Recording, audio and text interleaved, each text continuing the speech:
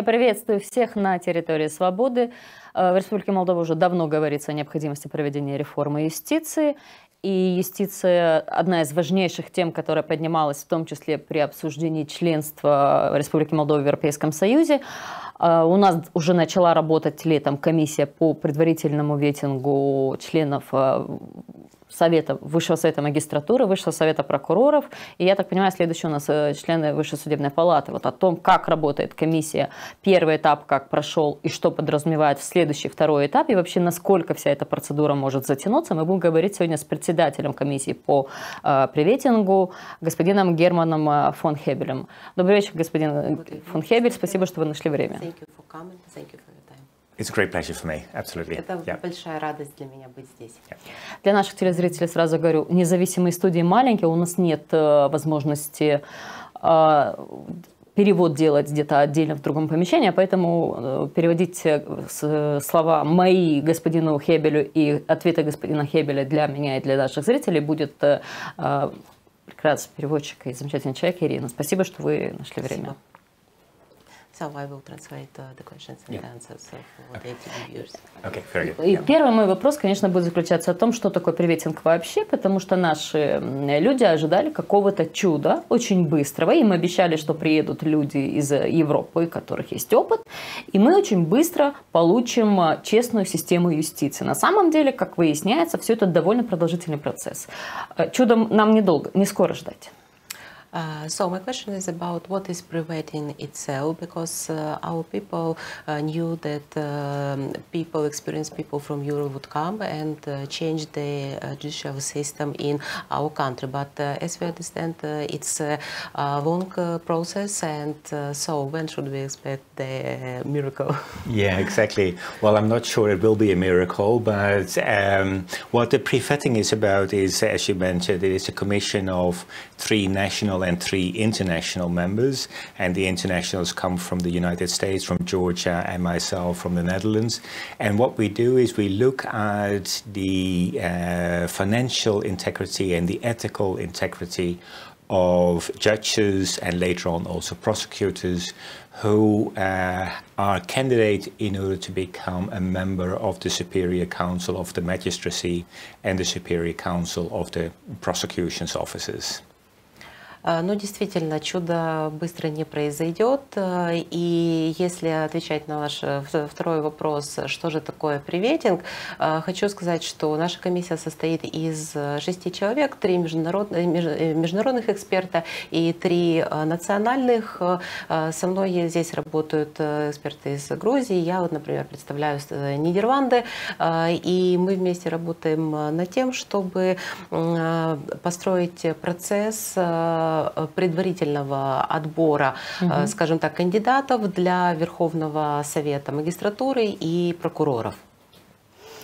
С чем вы столкнулись в первую очередь? Насколько открыты были в первой части проведения вашей работы государственной структуры? То есть, насколько я понимаю, они должны были представить необходимую информацию для того, чтобы вы могли проверить те данные, которые представили соискатели. То есть те, кто желал быть членами Высшего совета магистратуры либо Высшего совета прокуратуры, прокуроров. What kind of obstacles and challenges have you faced at the very beginning of your work? Because we know that the institutions, governmental institutions and bodies, they were supposed to provide the information regarding the candidates and all these things they were supposed to be given to you, and you were supposed to study them. What are the main problems you faced regarding this? Okay, yeah. I think the first issue that we had to deal with was to establish our own rules of procedure, our own evaluation rules, so that we make sure that all candidates that we are going to evaluate will be subjected to the very same procedure, and that we also ensure that the way we do the evaluation is fair and transparent to the candidates. So that's the first step. Первое, с чем мы столкнулись, нам было необходимо разработать свои подходы и правила оценки информации, которую мы получаем, оценки кандидатов, для того, чтобы каждый кандидат имел равные права и возможности, чтобы оценивался по тем же принципам, и чтобы мы при оценке руководствовались принципами прозрачности и равенства. Это первое. And the second step was to actually collect a lot of information. And so what we have done is we have asked all the candidates to provide information about the last 5 years of all their financial businesses. So their income, their expenditures, the kind of real estate properties that they bought, cars maybe, or anything else. And in addition to the information that we received from the candidates, we have also received a lot of information from many other organizations in Moldova. So the tax office, the border police, the cadastre system, systems about the records of cars, etc. And that we have all compiled, and that is a huge amount of information. So that's the second step. На втором этапе своей работы мы получили информацию от кандидатов относительно их финансового положения, их доходов, их расходов. Мы попросили их представить информацию о их сбережениях, о владениях недвижимости и так далее. Но кроме этого, параллельно мы запросили подобную информацию и у различных государственных органов, у налоговой службы, у пограничной службы, из системы кадастров мы получили информацию о зарегистрированных автомобилях, например, на кандидатов. И таким образом у нас собралось огромное количество информации, которую мы начали сравнивать, изучать и обрабатывать для того, чтобы прийти к каким-то результатам. Насколько открыты были государственные службы и предоставляли они полную информацию по всем кандидатам, которые вы запрашивали? What about the state institutions and bodies? Were they open? Did they provide all the information you requested? Yeah, we also got information from the courts and also from the Superior Council of Magistracy if we needed information about them. And so we have been able to really collect an enormous amount of information, and what we have done then is compared the information of all the different sources. I think I should also mention that we receive a lot of information from private banks where candidates have bank accounts, and then asked candidates to explain any questions that we had. And we're now in different rounds of questions for the candidates depending on the number of questions that we have, the number of documents that we ask for more information, and also the quality of the information that we receive from the candidates. Да, мы действительно получали достаточно информации от государственных органов. Мы получали информацию от судов, мы от Верховного Совета магистратуры получали информацию, если нам была нужна. Также я должен упомянуть то, что мы запрашивали, получали очень объемную информацию от частных банков касательно счетов кандидатов. И когда мы эту всю информацию уже аккумулировали, мы начали ее сравнивать. В ходе этого у нас возникали дополнительные вопросы к кандидатам, мы их задавали, получали на них ответы для того, чтобы получить полную картину и уже в дальнейшем принимать какие-то решения. И какова процедура дальше? Я так понимаю, что как минимум трое кандидатов, они уже не прошли первую часть, а из тех, на которых вы полностью собрали информацию, все ли они теперь могут пройти на вторую часть интервью? Или же какая-то часть из них уже на сегодняшний день не допускается из-за несоответствия в декларациях и так далее? As I know, 3 candidates were already dismissed from the pool and they didn't pass to the second stage. What about the rest of the candidates? Are they okay? Have they submitted enough information? Or there are already new candidates which will not be allowed to participate in the further stages? What is the situation? Yeah, indeed. As you say correctly, there are 3 candidates that have decided to withdraw from the process. So in those cases, we have not looked into all the details and the information that we had. We simply have seen that the law says if you withdraw from the process, then you can't pass the evaluation. So that is the end of it in that case. There was one candidate who did not provide information, and from that is the very same result, that also that person is no longer part of the process. For the other candidates, we will continue to go on. We may have additional questions, and then in the coming weeks we'll also get started with the hearings of those candidates, where in public hearings we will ask further questions to candidates, get their answers, and on the basis of that we are going to deliberate as to whether or not those candidates will pass or fail the evaluation. Вы правильно отметили, что 3 кандидата уже исключены из процесса, но они сами отозвали заявки на участие, и согласно закону, если человек отзывает заявку, то мы его дело дальше уже не рассматриваем.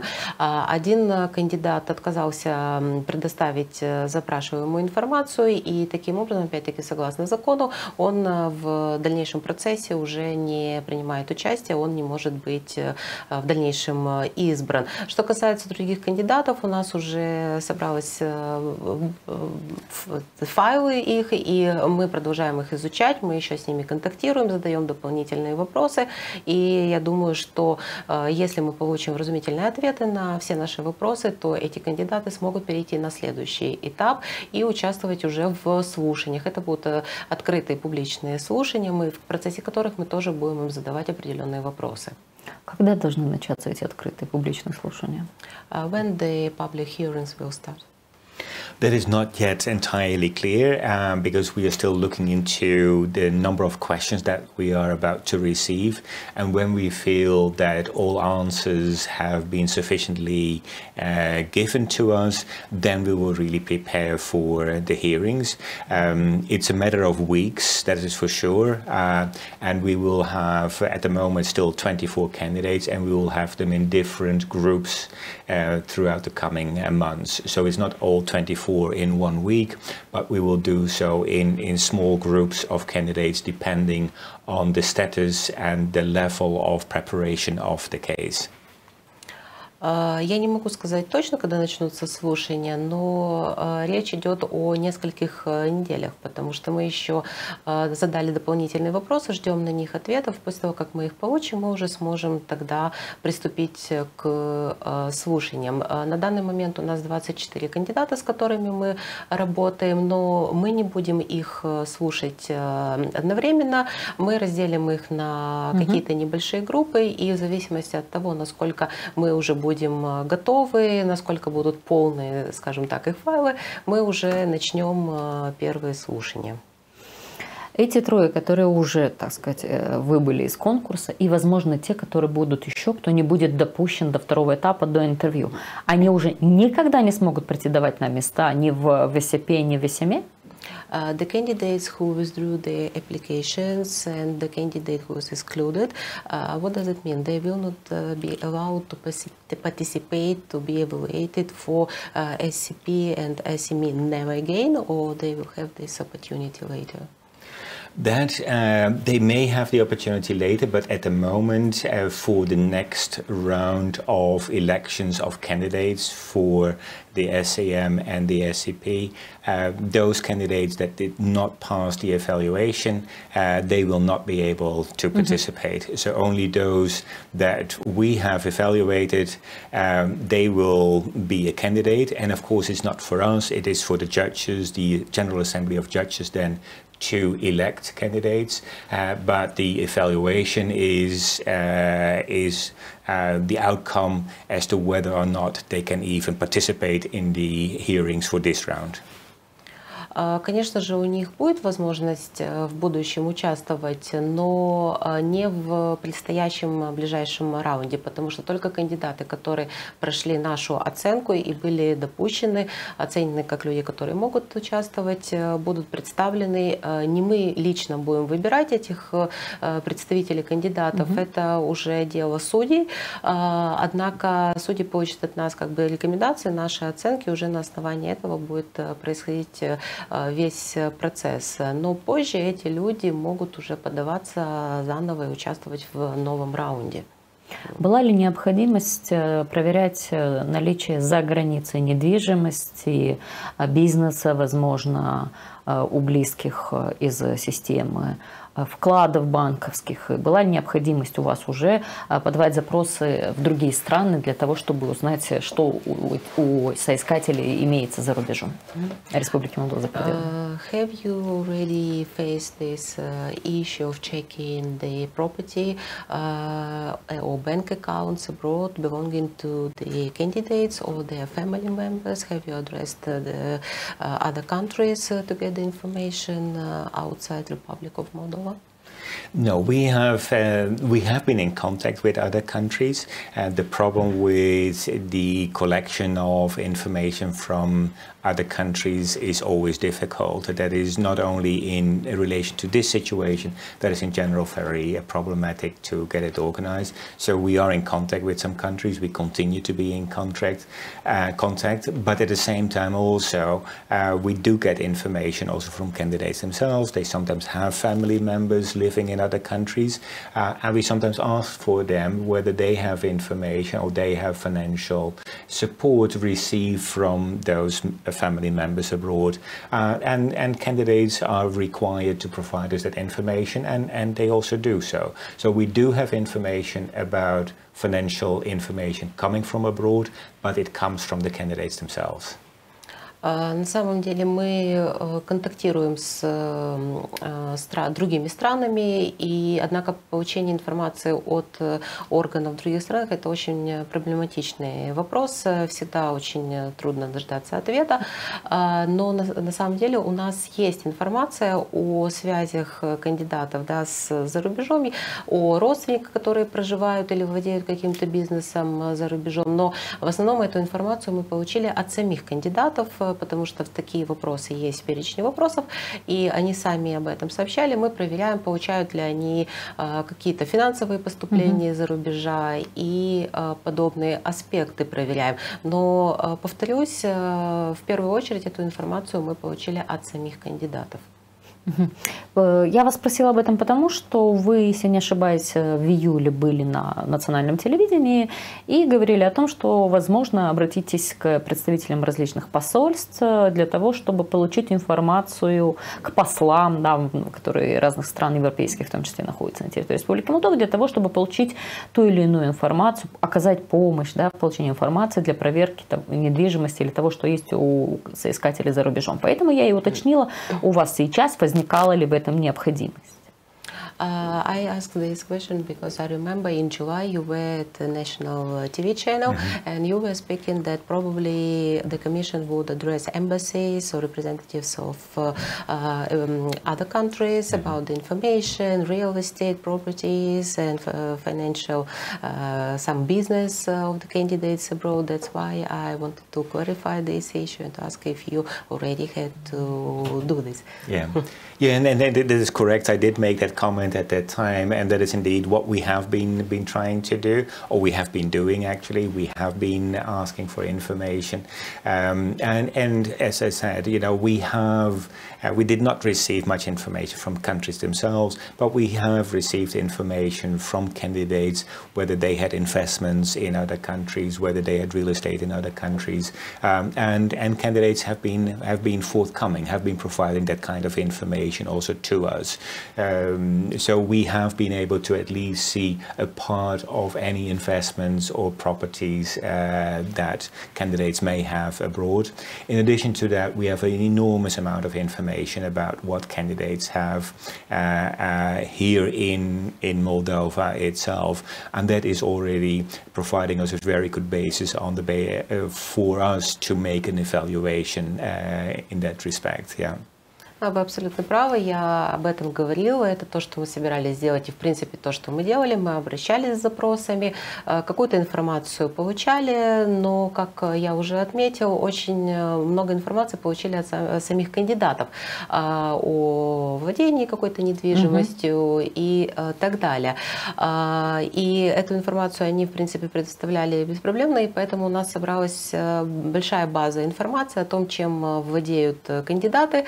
И для нас очень важным является также понимание, чем владеют кандидаты непосредственно в Молдове, в Республике Молдова, потому что это уже такая хорошая база для того, чтобы мы могли оценить финансовую сторону, скажем так, жизни и этих кандидатов. Не называя имен, но все-таки у нас в прессе довольно часто писали, что молдавские судьи и прокуроры живут непосредством.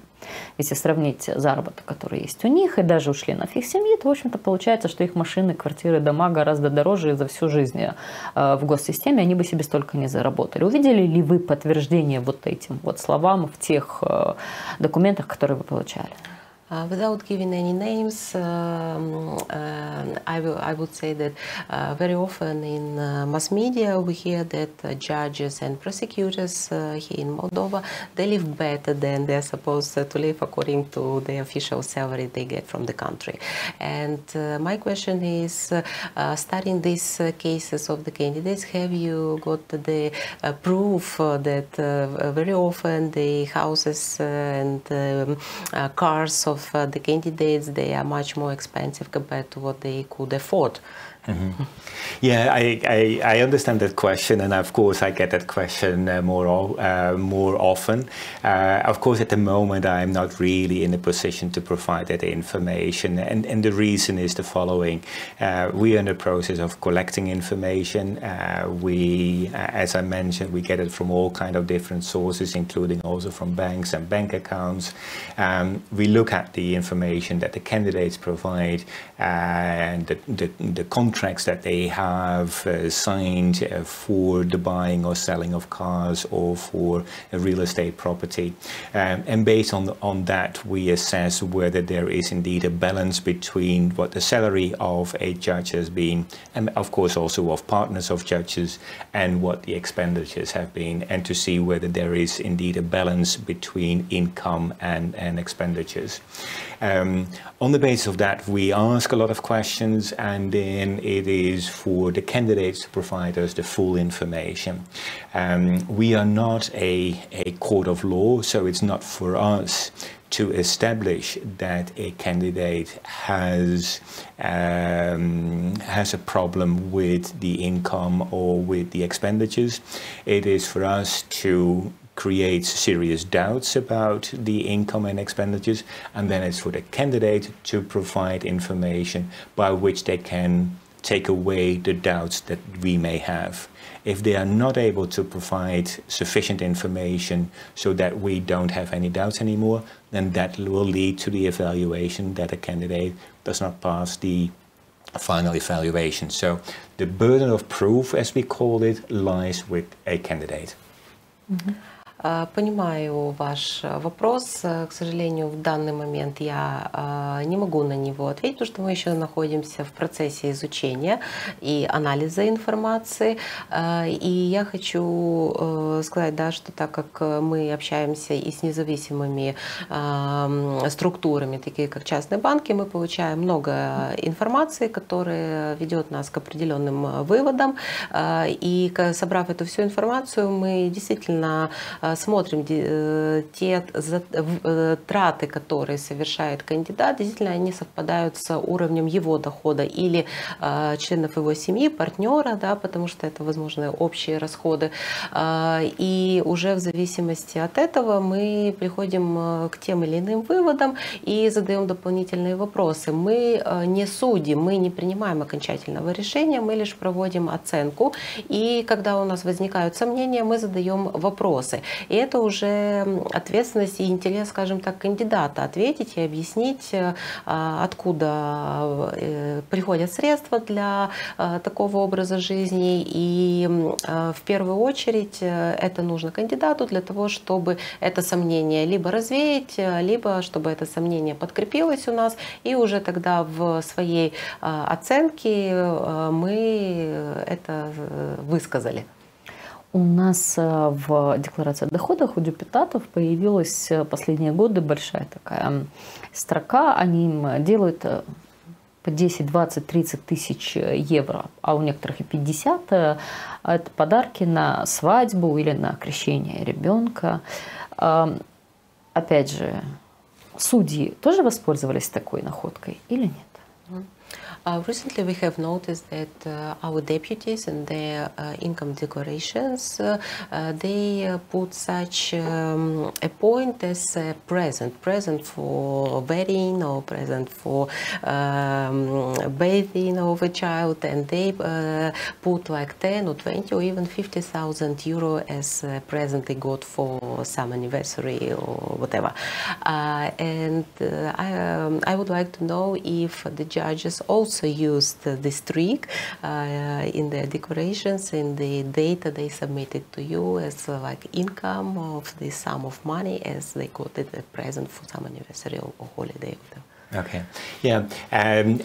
Here again, I'm not able to provide that information, of course, because it is still confidential information.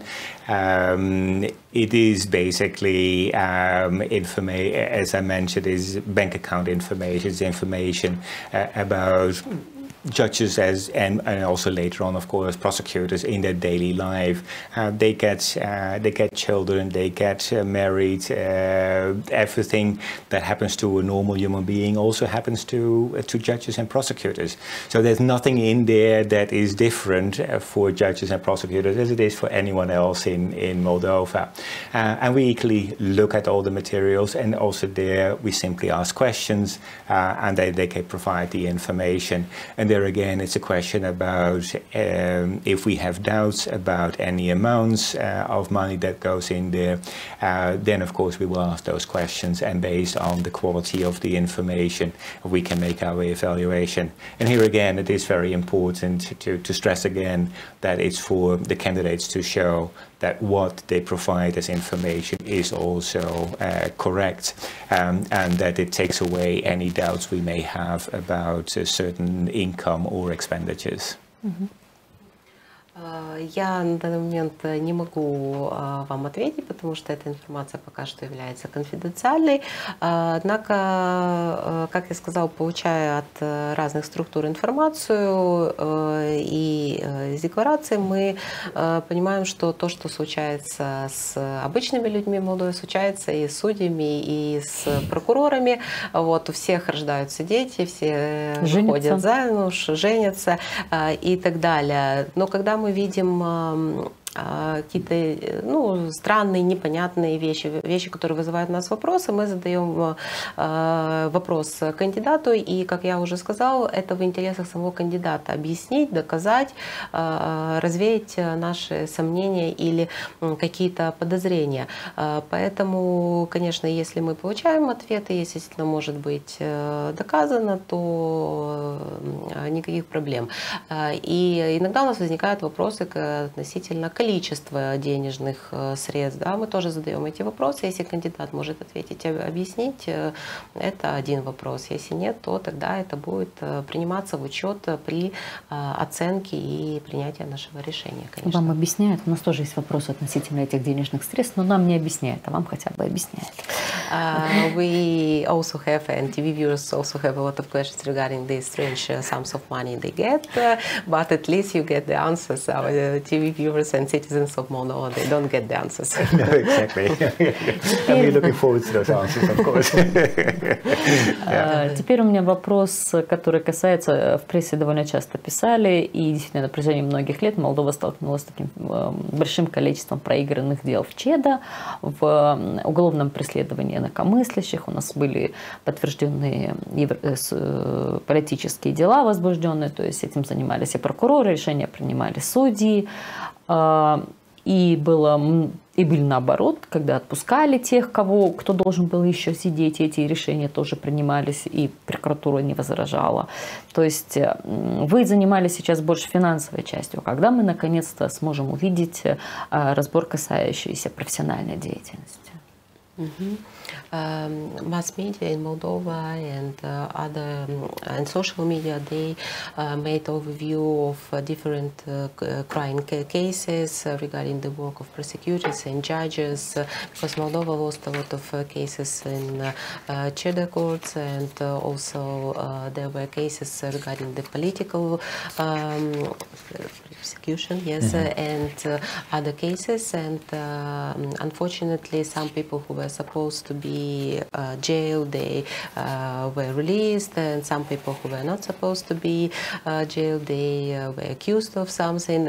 Now we know that the Commission is dealing mainly about the financial integrity of the candidates, but when the Commission or the body will start dealing with the professional side, professional ethics and professional integrity of our judges and prosecutors? Yeah, that is a very interesting question, and I think there are some limitations actually as to what the Commission is able to do. As you rightfully observe, it is primarily the financial integrity that we're focusing on. In addition, we also focus on the ethical integrity. So then it's about the question of, for example, in Moldova, judges are entitled to buy houses at preferential prices because it's for judges and prosecutors. That's an instrument to improve their living conditions. They are entitled to there are certain conditions that they have to fulfill in order to make use of that. We simply look into the question as to whether those procedures have been followed, whether all the rules have been observed, because of it cannot be that judges or prosecutors make use of those systems if they don't fulfill all the criteria. So that is more the ethical issue. But at the same time, we don't really look into questions as to whether a judge in a particular case has taken a wrong or a right decision. We are not a new instance. We are not a Supreme Court that makes a quality control over the decisions that judges make, because judges are independent and impartial, so we cannot go in there. However, in the most extreme situations, if judges really would have taken decisions where we can all say no reasonable judge could have taken such a decision, then we can look into that. But we're hesitant because we also have to observe, and rightfully so, the independence and impartiality of judges. Действительно очень интересный вопрос, как вы правильно отметили, мы больше занимаемся финансовой стороной, и мы тут ограничены и действием закона, и мандатом комиссии. Второй момент, на который мы обращаем внимание, это, скажем так, этическая составляющая кандидата, и здесь мы больше изучаем такие ситуации, насколько судьи или прокуроры пользуются системой, может быть, когда-то неправомерной системой, потому что вы знаете, что в Молдове существует система преференциальных цен на жилье, потому что считается, что судьи, прокуроры имеют право улучшать свои жилищные условия и пользоваться какими-то преференциями, скидками и так далее. Мы смотрим, пользовался ли судья или прокурор данным, и действительно ли были соблюдены все процедуры и правила, не было ли бы каких-то злоупотреблений в этом смысле. И больше всего мы фокусируемся на, скажем так, финансовой и этической стороне кандидата. Мы не являемся судьями, да, мы не разбираем каждый отдельный случай принятия решения тем или иным судьей, правильно он поступил, правильное решение он принял или нет. Да, бывают такие ситуации, когда действительно это все просто на поверхности, и мы, и все окружающие понимаем, что хороший, правильный судья не мог принять такое решение в конкретном каком-то деле. Тогда мы это тоже принимаем, скажем так, во внимание при своей оценке, но это не, скажем так, наша прямая обязанность и не наше прямое право. То есть это все равно будет учитываться. Хорошо, второй этап интервью. Что предполагает он? О чем там будут говорить? The second stage of the process, the interviewing, what are you going to talk about with the candidates? I think we can, in principle, talk about anything that we have seen in all the documentation that the candidates have provided themselves, or the information that we have received from the tax office, from all other sources that we have. And then we can ask further questions to further explain what the background is to the information. Maybe we have follow-up questions that we have not been able to get an answer to in writing. And then after that hearing, then we really come to the moment that we are going to look at all the material that we have received, also the answers that the candidates have provided during the hearing, and then we're going to take the decision as to whether or not that particular candidate does pass or fail the evaluation test. So the hearing is actually a sort of continuation of the written procedure by which we ask questions, but we only focus on some specific issues which we think may be the most important aspects in relation to this particular candidate. Ну, я думаю, что мы можем говорить о чем угодно, что касается дела, той информации, которую предоставили сами кандидаты, которую предоставили нам третья сторона. И в некотором смысле слушание, публичное слушание является продолжением процесса сбора и анализа информации. Мы можем задавать вопросы, ответы на которые мы не получили, например, в письменном виде, которые мы ранее задавали. Мы можем, скажем так, углубиться в какие-то темы для того, чтобы понять лучше, действительно есть какой-то там прецедент или нет. И только после этого, после второго этапа слушания, мы еще раз проанализируем имеющуюся у нас информацию и тогда приступим к процессу принятия решений, будем определять, прошел кандидат или не прошел на следующий этап. А решения будут приниматься каким образом? Голосованием или там у вас разбаловка есть, да, по баллам, там, это вот столько баллов, да, и кто набрал барем, да, по баллов, кто сколько набрал, проходит, не проходит. Каким образом будут приниматься эти решения? How the decision will be taken? Do you have a system of voting for the candidate, or it's a point, some points system that according to different questions or problems, how he replied or not replied, to give some points at the end, you have to get a certain number of total points. What is the system? How the decision is taken? Yeah, no, we do not work with points, but we do indeed work with a situation of with a system of voting. So after we have heard the candidate, we will go into what we call deliberations, and these are of course confidential discussions between the 6 members of the commission. So as a collegial body, we then take a decision on whether or not the candidate has passed or failed. And it may be that if we have raised 4 or 5 different issues, we may say, hey, on some aspects, a candidate has provided us sufficient information, we don't see a problem, but it may be that on other aspects we then think that there is a serious doubt, as the law says.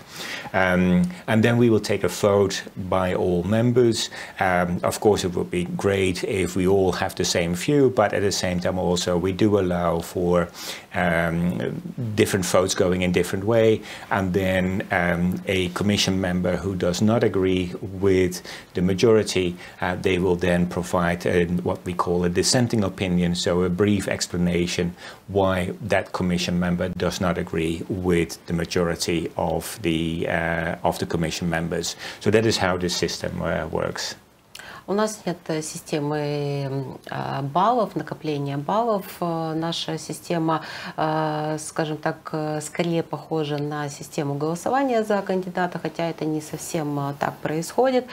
После того, как мы готовы к принятию решения, мы проводим, скажем так, конфиденциальное обсуждение между членами комиссии, где каждый высказывает свою точку зрения. И хорошо, если мы приходим единогласному какому какому-то решению. Но бывают ситуации, когда некоторые члены считают, что кандидат может пройти этот этап и перейти на следующий. Бывает так, что некоторые члены против, и тогда мы это все очень тщательно еще раз изучаем и обсуждаем. И если есть люди, которые против кандидата, они должны опять-таки объяснить свою точку зрения в очень сжатом виде, почему они против. И только после этого уже как бы мы как комиссия, как единое целое голосуем и принимаем решение. Большинством голосов? It's by majority of votes. Да, большинством голосов. Понятно. Заканчиваете Высший совет магистратуры, дальше Высший совет прокуратуры, такая же система, а дальше после этого что? Now you are dealing with the magistrate, yes, and then you will start dealing with the Supreme Council of Prosecutors. As soon as you are done with these two bodies, let's say, what's next? Yeah, at the moment I know that the Ministry of Justice is looking into the development of a new law on the basis of which this commission would also look into the vetting of candidates for a new Supreme Court of Justice. That is still in discussion. That is a matter, of course, for the government to decide and for the Parliament to approve. We are waiting whether that is going to take place. And if that were to take place, that would be in the course of next year when that would happen. But for the time being, we have a lot of work to do on the present candidates for the SCM and also for the SCP. We are talking about a total of about 100 candidates that we have to evaluate. There is an enormous amount of work, so that will keep us busy for the time being, that is for sure. Да, правильно. Следующим нашим этапом это будет приветинг кандидатов прокуроров. Да. Я знаю, что сейчас в Республике Молдова идет обсуждение нового закона, который позволит расширить мандат нашей миссии и в дальнейшем работать по приветингу уже судей в Верховной Высшая судебная палата. Судебная палата. Судей, но пока что это все находится в процессе обсуждения, и если такой закон будет принят, мы будем уже смотреть, тогда это, возможно, в следующем году уже работа по этому направлению. Но, поверьте мне, у нас очень много работы пока что с кандидатами в Верховный совет магистратуры и более 100 кандидатов, да, в Верховный совет прокуроров, то есть мы сейчас будем заниматься в основном этим, но, возможно, мы расширим и свою сферу деятельности. У нас к прокурорам тоже много вопросов, но будем надеяться, что ваша комиссия позволит нам прояснить определенные моменты. А мой вопрос к вам следующий. Вы проводили приблизительно такую же миссию, если я правильно помню, в Украине и в Албании. Сколько это длилось и закончилась ли вообще там до сих пор система оценки судей? We do have also a lot of questions to the prosecutors in Moldova, and hopefully your commission will clarify many issues to the public in the future. And my next question is about as I know, you worked in the same similar mission in Ukraine and in Albania. And what is the situation in those countries at the moment? Has this process finished in those countries, or they are still in the process of preventing of the candidates for the judicial system? Yeah. How long does it take, in general? Exactly. I worked in Ukraine and Albania and also in Georgia. I was not involved in the vetting or the pre-vetting myself over there, but I do know indeed that such processes of vetting have taken place and continue to take place in Ukraine and also in Albania. So we look into how the systems work in Ukraine, how the systems work in Albania. They both have different aspects as we are working with.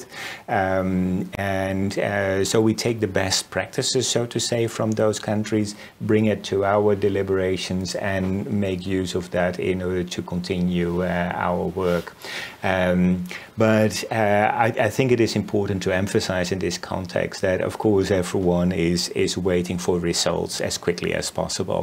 And we recognize also the need for working as hard as possible and making sure that this process comes to an end as soon as it is possible. At the same time, I think it is also very important to emphasize that this is a process that you can actually do only once in a lifetime. It is not something that you can do in 5-6 years again. So we have to do it right now. We have to ensure that the candidates all get a fair procedure, that it is transparent, but we also have to ensure, of course, that only candidates pass that really do have the financial integrity, the personal and the ethical integrity. Only that will help in order to strengthen also the trust of the people in Moldova in the judicial system. At the moment, we know that that is very low. It's probably even below 30% of the people who believe that the justice system is good here in Moldova. I come from a system where it is well over 80%, and so there's a long way to go, and this is a very first a very important step to get into that direction. And it is that big picture of improving the quality of justice in Moldova that drives the quality of our work. Mm-hmm. Я действительно работал и в Украине, и в Албании, также в Грузии. Лично я не занимался именно процессом проведения вейтинговых и провейтинговых мероприятий, но я знаю, что они там проводились и проводятся до сих пор.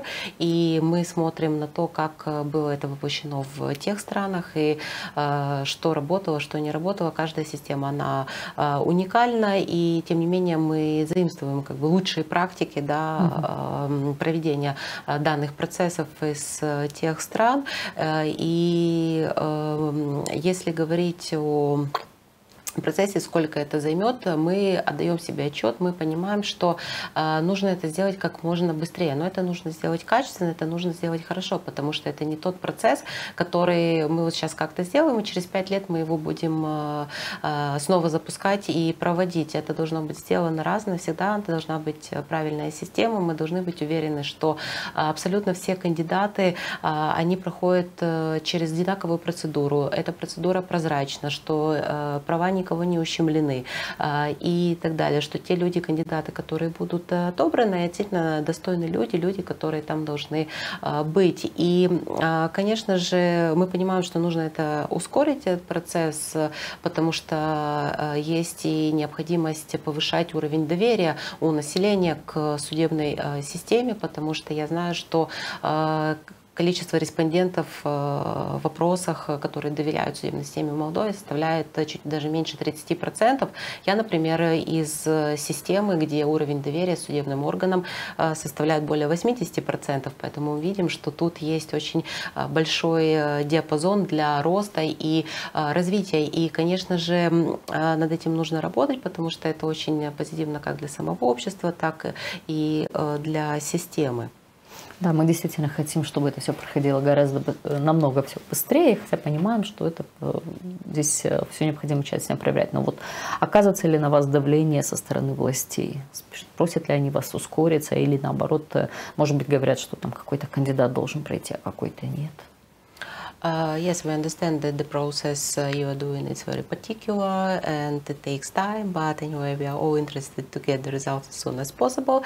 And the next question is the Commission under the pressure from the governmental bodies in the sense of are they saying that please do fast?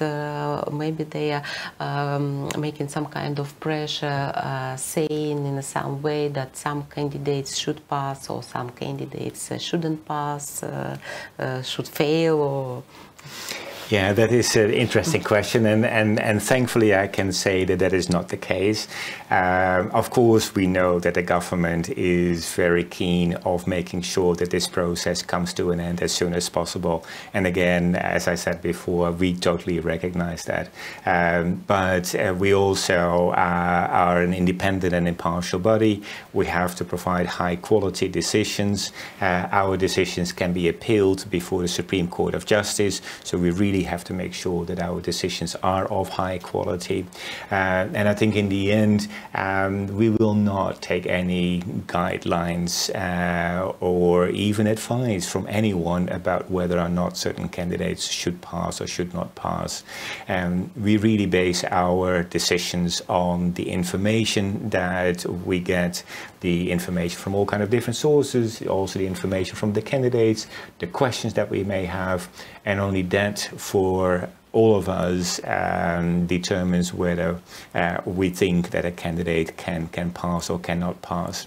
We're only driven by the quality of the materials and by nothing else. And I wouldn't accept any advice, so to say, about whether or not certain candidates should pass. That would not be in conformity with our mandate. Ну, я с радостью могу сказать, что это не наш случай. И да, мы понимаем, мы отдаем себе отчет в том, что государство заинтересовано в том, чтобы мы быстрее завершили свою работу и представили результаты нашей работы. Мы это все понимаем, но однако мы стараемся работать быстро, но качественно, потому что то решение, которое мы представим уже потом высшему суду, оно должно быть очень взвешенным, оно должно быть профессиональным, оно должно быть очень качественным. И поэтому мы принимаем во внимание разную информацию, как информацию от кандидатов, так и информацию, полученную из дополнительных источников. И я могу сказать, что у нас не было случаев, и мы абсолютно не приемлем никакого давления в плане того, чтобы нам указывали, кто должен пройти или кто не должен пройти процесс на следующий этап, процесс нашего оценивания. Я, как председатель, я абсолютно не приемлю каких таких разговоров, если они бы даже были, и на наше решение не может влиять желание или нежелание, просьбой кого-то. Мы руководствуемся лишь информацией, которая у нас в руках, материалами, представленными как кандидатами, так и третьими сторонами, и только это влияет на принятие нашего решения. Я абсолютно хочу быть четок, только это влияет на нашу оценку. Наверное, заключительный вопрос. Я знаю, что после того, как будут приниматься решения окончательные по тому, кто прошел проверку, кто нет, у каждого кандидата будет возможность подать апелляцию, да, на контестацию. Считаете ли вы, что этих таких протестов, да, или апелляций может быть много, и я не знаю, насколько это будет сейчас корректный вопрос, но не были ли вы удивлены доходами представителей молдавской судебной системы в одной из самых бедных стран Европы? Maybe I will ask now the last question. I know that the candidates can appeal your decision, and do you think that there will be a lot of appeals on the decisions you elaborate? And another question, maybe it's not a very correct question, but I will ask it. Were you surprised by the level of income of the representatives of the judicial system of Moldova, the poorest country in Europe? Yeah, no, I think I'm not surprised about the salaries. We have seen that the salaries of judges have increased over the last couple of years in Moldova. And I think from a general perspective, that is a good point, because a certain sufficient level of income will also assist in keeping the judges independent and impartial. If a judge has a really low income, then the chances that the judge may be influenced with financial means to get a certain outcome of proceedings is only higher. So to have a good salary for judges, I think, is a very important aspect. And that is, I think, what we also see in many other countries. Judges get a decent salary. It is not extreme high, but it is decent. And I think that's a precondition for a proper functioning of the judicial system. Then, judges can, of course, appeal the decisions. That is their fundamental right, and I think it's an important right. I cannot answer whether there will be many appeals, because I think it is likely that if a judge that will pass the evaluation will, in all likelihood, not appeal the decision. It will only be a judge that will not, or that will fail the evaluation, that may be deciding to appeal. And at that moment, I have absolutely no idea as to how many candidates would pass or fail. I would like to stress that that is, of course, a decision that we only take at the end of our evaluation, and we only take that as a group of 6 as colleagues in this commission. And so I don't have any indication on any of the candidates at this moment whether or not they can pass or fail. So the future will tell how many candidates will pass or will fail. I have no indication about that, and then of course it's for any candidate to decide whether or not they want to appeal the decision, and then of course also what the Supreme Court or the Superior Court of Justice will think about that. I think maybe I didn't translate in the right way, but she was asking not only about the income, like official income salary, yes, but also the level of their life, let's say, compared to the income, like the way they live in luxury houses and. Yeah. Well, if yes, I think that if we, and I was primarily looking, of course, at the question of the income, and I think what we, of course, in all situations in relation to all the candidates will look into is to whether the outcome matches the income.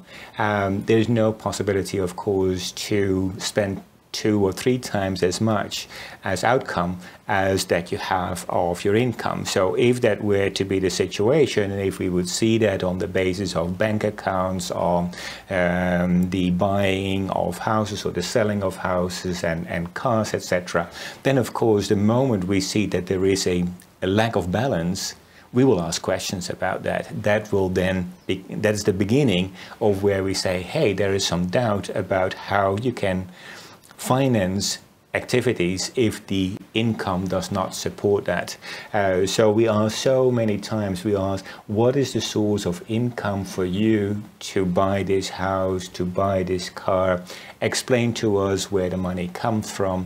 That is the very logical questions that we have in many cases. And then it's indeed for the candidates to tell us whether they can provide a decent explanation. If there's no decent explanation, then of course we have serious doubts, and those will not be taken away. If they do have a good explanation, then of course those doubts on our side will disappear, and there's no problem with the evaluation.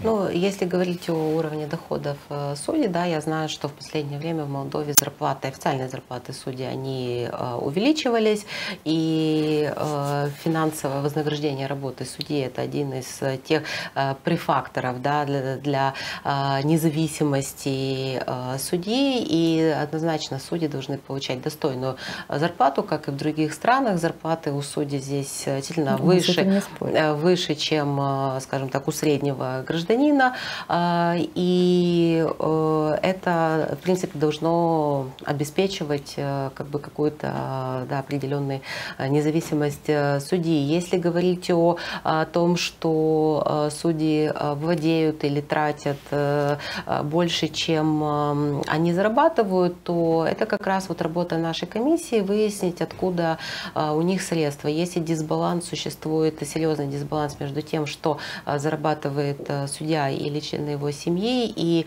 то, что тратится, мы же смотрим и, допустим, на контракты купли-продажи тех же автомобилей и недвижимости. И если мы видим этот дисбаланс, то, конечно, мы задаем вопросы. Кандидат должен нам объяснить, откуда приходят средства для обеспечения такого уровня жизни. Конечно. И уже от этого, от ответа будет зависеть наше решение, потому действительно ли мы можем объяснить происхождение этих средств. Отвечая на вопрос касательно апелляции, да, каждый кандидат может подать апелляцию. Сегодня я не могу вам сказать, сколько будет апелляций, будет их много или нет. Конечно, я понимаю, что апелляцию будут подавать только те, кто не пройдет, возможно, будут подавать те, кто не пройдет процесс отбора, но сейчас у меня нет каких-то четких индикаторов по поводу того, сколько человек не пройдет этот этап, не выйдет на следующий этап, поэтому ответить на этот вопрос сейчас я, к сожалению, не могу. Зато вам большое спасибо за то, что вы ответили на все предыдущие вопросы, и надеемся, что мы в ближайшее будущее узнаем, увидим отчеты, сколько человек прошло и не прошло, и надеюсь, что если будут те, у кого дисбаланс между доходами официальными и расходами будет очень большим, что ими в дальнейшем заинтересуются те, кто давно должен был интересоваться. Thank you very much for this interview. Thank you for answering all the questions. Hopefully soon we will see the results of the work of your commission about the failed and passed candidates. And I hope that the results of your work, the analysis of the material you got, the disbalance between income and outcome of some judges, this information will be public to the relevant institutions, and they will start dealing with the people who are not in line with, let's say, what they are supposed to do. Yeah, absolutely. Yeah, it's a great pleasure. Thank you so much for having me over here in the studio, and it's a great pleasure to answer all your questions. Of course, the many answers will also lie in the future, and when the Commission as a whole will take the decisions, and we, of course, looking forward to sharing as much as possible those decisions with the public in Moldova. Спасибо большое за приглашение. Для меня удовольствие было сегодня с вами побеседовать и ответить на ваши вопросы. И действительно, когда мы закончим уже работать, и у комиссии выработает окончательно, мы все вшестером придем к единому решению относительно кандидатов, это будет все обнародовано, и надеемся, что в дальнейшем система будет продолжать развиваться. Ну, тогда, может быть, еще и увидимся после этого еще раз в студии. So maybe we'll see one more time here in our studio. My pleasure, absolutely. С большим удовольствием. Thanks so much. Спасибо вам большое. Я с нашими зрителями сейчас буду прощаться. Мы с вами увидимся в этой же студии уже в четверг. Вернемся, наверное, к политическим, экономическим вопросам. Всего хорошего. Берегите себя и своих близких.